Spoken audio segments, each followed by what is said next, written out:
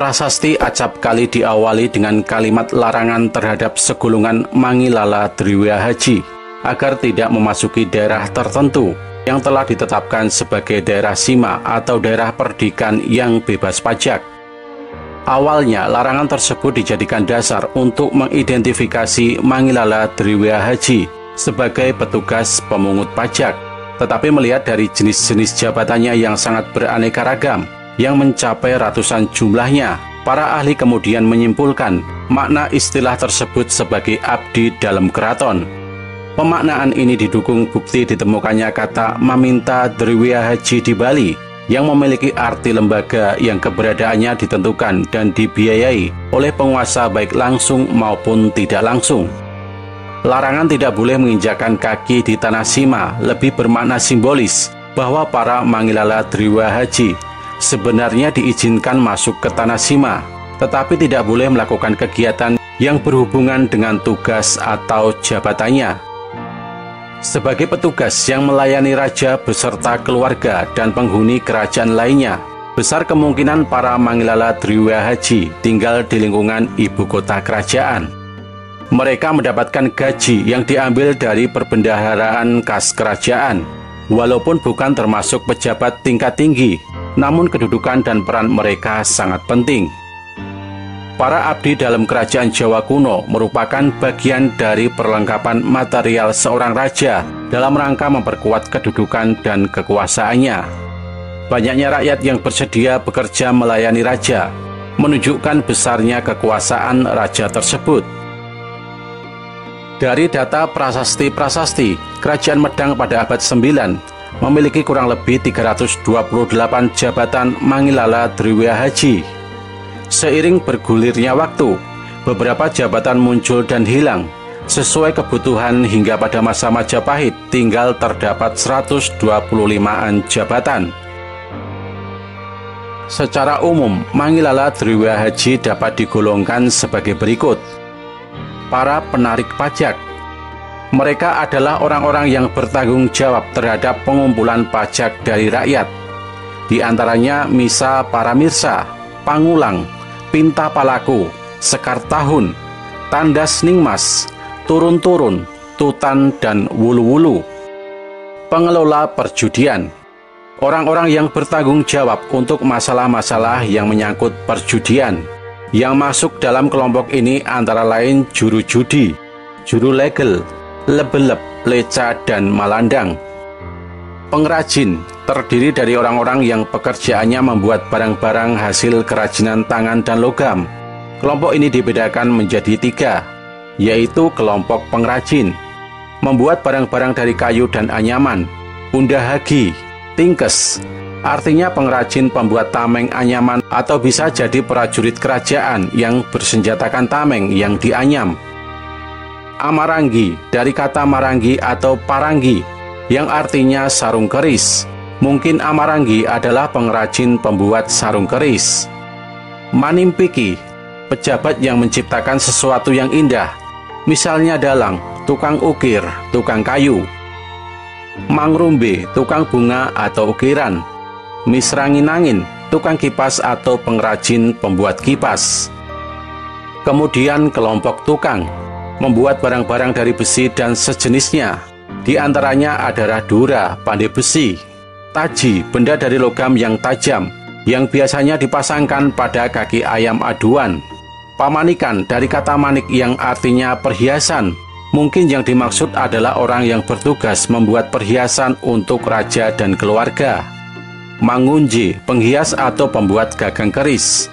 Parang, mungkin parang adalah pembuat alat senjata dari batu yang tajam. Sungka, pandai besi pembuat senjata. Kelompok pandai, membuat barang-barang dari logam. Mereka adalah juru barata, kepala para pengrajin logam. Juru gusali, kepala para pandai emas. Limus galuh, dari kata lus yang artinya halus dan galuh yang sering dikaitkan dengan empu galuh yang berarti tukang emas dan permata. Pandai emas, pandai tembaga dan pandai tamra atau pengrajin tembaga. Pejabat keagamaan, orang-orang yang mengurus segala sesuatu yang berhubungan dengan masalah keagamaan. seperti pemimpin upacara keagamaan atau pengajar ajaran agama. Di antara mereka adalah air haji, tapa haji, amahat, kawur hyang. Kawur artinya memilih, hyang berarti dewa. Mungkin yang dimaksud adalah orang yang bertugas memimpin acara keagamaan. Makudur, orang yang mengucapkan sumpah atau sapata sambil memotong leher ayam dan membanting telur di atas suatu sima. Pinghai artinya putih, tidak jelas yang dimaksud. Mungkin putih di sini identik dengan pakaian suci kaum Brahmana. Tirwan artinya mengikuti atau mencontoh. Mungkin maksudnya adalah pejabat tinggi yang kedudukannya setingkat dengan putra raja, yakni Pamgat Tirwan, yang mengajari hal-hal baik untuk ditiru atau dicontoh. Watu Walang, watu maksudnya batu menhir, tempat dewa atau arwah leluhur bersemayam atau dipuja. Belum jelas maknanya. Administrator, orang-orang yang berhubungan dengan masalah protokoler dan administrasi seperti juru tulis, penasihat raja atau juru penerang. Mereka adalah juru rahasia, kula pamgat, mangguri, mangrinoi, parih, parih kuwu, pangurungan, panerangan, patanah, patatar, patinghalan, pinta-pintan, tawan, trepan, warahan, dan wilang tani. Terdapat juga para cendekiawan yang berkecimpung dalam berbagai bidang disebut mantri bujangga, antara lain mangrici dan trepan, penyusun atau perencana kegiatan raja, juru tulis atau patanah, pinta-pintan, warahan, penerangan, dan patatar atau juru bicara raja, juru rahasia atau spionase mata-mata raja, palih kuwu, pengurus perpindahan penduduk, serta pangurungan dan tawan, mengurus masalah tawanan. Seniman, orang-orang yang memberi hiburan kepada keluarga kerajaan dengan mengadakan pertunjukan kesenian seperti aluwarak, juru banyol, mabika atau penari, mapadahi atau penabuh gendang, misrahino, pawidu, pinglai atau kelompok pemain gamelan, rakasang, tangkil, tikasan, dan widu mangidung atau pesinden. Tentara kerajaan, di antaranya agilingan, prajurit kereta perang, juru salib, mengelak atau menangkis dengan tangan. Mungkin maksudnya kepala dari tentara karena menangkis bisa dihubungkan dengan tameng. Magalah berasal dari kata galah yang berarti tombak. Mungkin maksudnya adalah kerajaan yang bersenjatakan tombak. Makitran berasal dari kata kiter yang artinya berkeliling. Mungkin maksudnya adalah orang atau tentara kerajaan yang tugasnya berkeliling menjaga keamanan istana. Mamanah berasal dari kata panah, yang berarti tentara kerajaan yang membawa panah sebagai senjatanya. Palawang berasal dari kata lawang yang berarti pintu. Mungkin maksudnya adalah tentara kerajaan yang menjaga pintu gerbang. Puruk artinya adalah maju, mendekati, mengelilingi atau menyerang. Mungkin maksudnya adalah tentara kerajaan. Tapukan berasal dari kata tabuk yang berarti maju dengan senjata lengkap. Mungkin maksudnya adalah tentara kerajaan yang bersenjata lengkap. Upihan berasal dari kata upih yang artinya melancarkan atau mengatur. Mungkin maksudnya adalah orang yang tugasnya melancarkan atau mengatur sesuatu agar berjalan sebagaimana mestinya. Pelayan dan budak, mereka bertugas melayani semua kebutuhan raja dan keluarganya. Di antara profesi ini adalah amanten atau juru bananten, berasal dari kata bananten atau walanten yang artinya tukang cuci.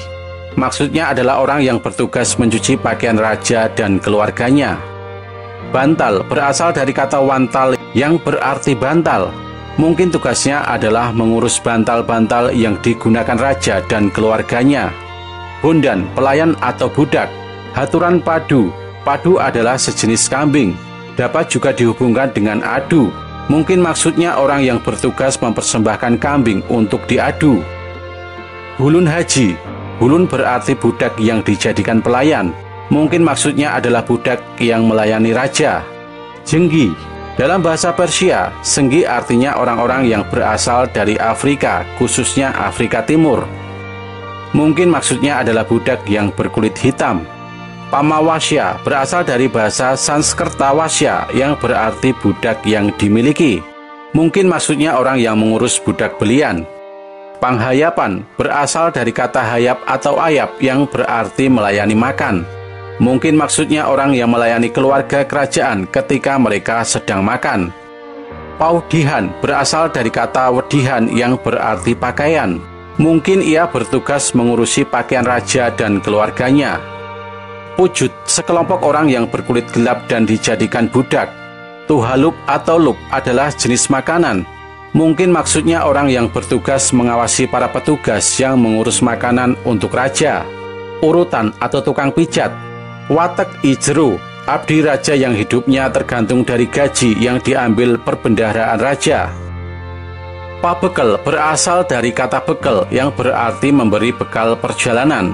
Mungkin maksudnya adalah orang yang bertugas menyiapkan perbekalan untuk raja jika hendak melakukan perjalanan.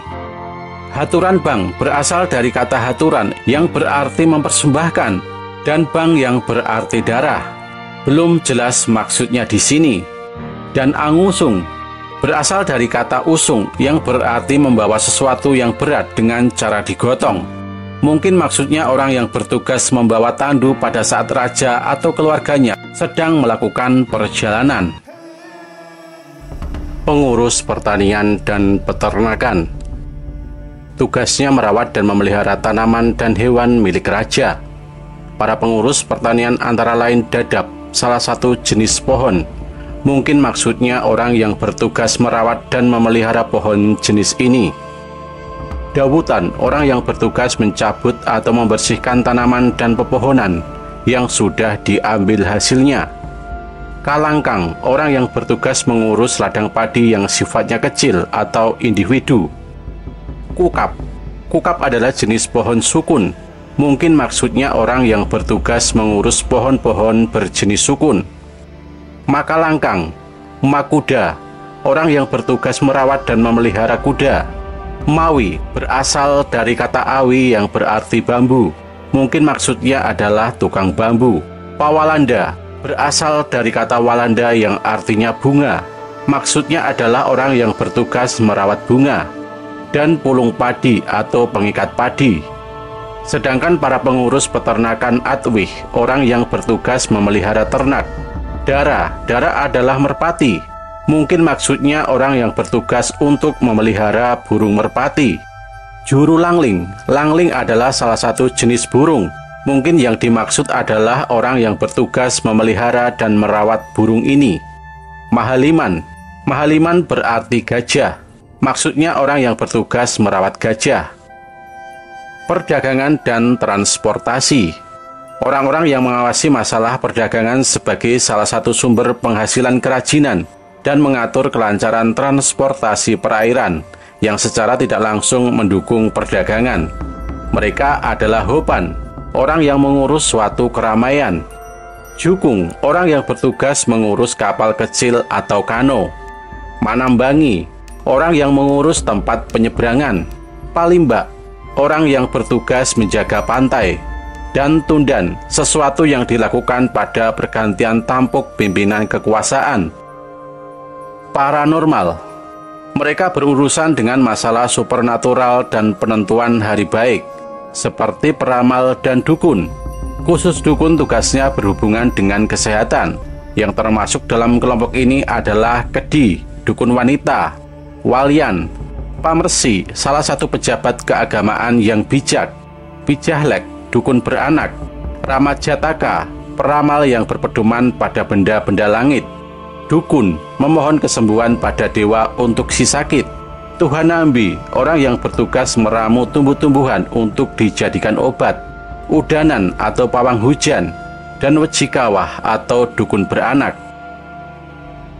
Gambaran tentang Mangilala Driwahaji sebagai pegawai kerajaan yang digaji oleh raja masih bisa dijumpai pada masa yang lebih kini di Keraton Surakarta, sekitar tahun 1830. Masyarakat Keraton Surakarta terdiri dari berbagai lapisan, yang tersusun secara hierarkis yakni raja, bangsawan, priyayi, dan priyantun dalem. Pada masa pemerintahan Pakubuwono ke-10, Jumlah priantun atau abdi dalam ini mencapai ratusan, dengan kisaran usia antara 10 hingga 30 tahun. Setiap bulan mereka mendapat uang yang jumlahnya disesuaikan dengan usianya.